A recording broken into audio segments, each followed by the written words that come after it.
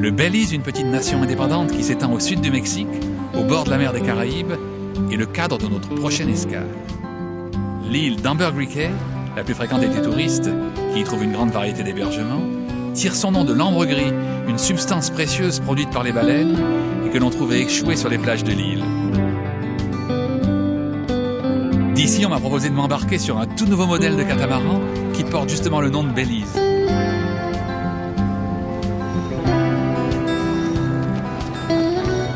La navigation dans les eaux du Belize est particulièrement confortable car elles sont protégées par une longue barrière de corail, la deuxième plus longue au monde après celle d'Australie.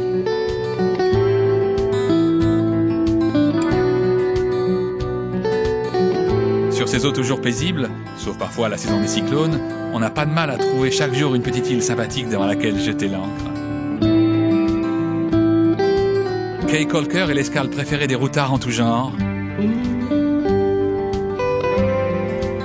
On y trouve à louer des petits bungalows simples et colorés et le plus joli internet café que j'ai jamais rencontré.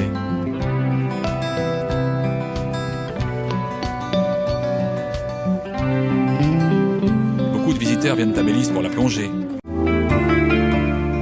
La nature y fait preuve d'une imagination sans limite dans ses formes et dans ses couleurs.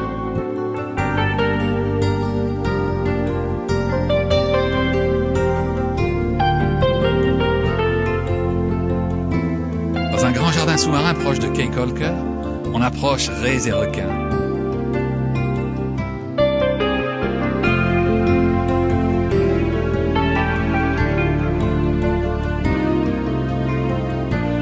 Et partout, on découvre des formes de vie qui sont de véritables œuvres d'art.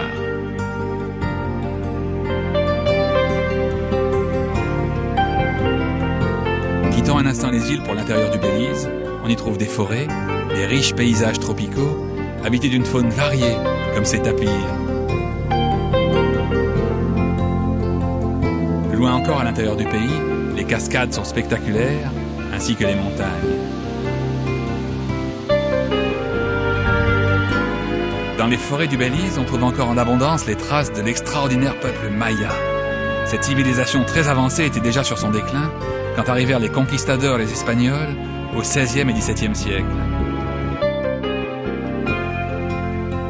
Les ruines d'Altunra, de Caracol et de Xunantunich témoignent de la prospérité que connut jadis le peuple Maya, dont beaucoup d'Indiens revendiquent encore l'héritage culturel de nos jours, au Belize et dans les pays environnants.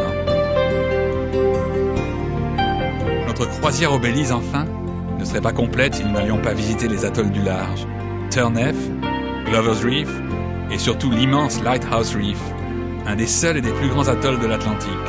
Un vaste plateau corallien qui renferme la plus étonnante curiosité géologique, rendue célèbre par la visite du commandant Cousteau.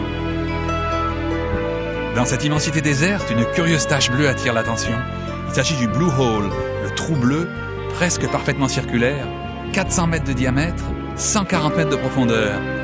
Né de l'effondrement d'une caverne, le trou bleu, porte d'entrée d'un réseau de grottes et de passages sous-marins, est certainement l'une des plus étonnantes merveilles naturelles des Caraïbes.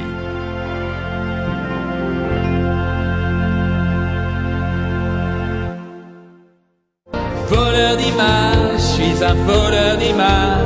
J'ai dans mes souvenirs des chagrins, des plaisirs, des rêves, des désirs, des joies, des soupirs. Mais je dois repartir, c'est une question de cadrage.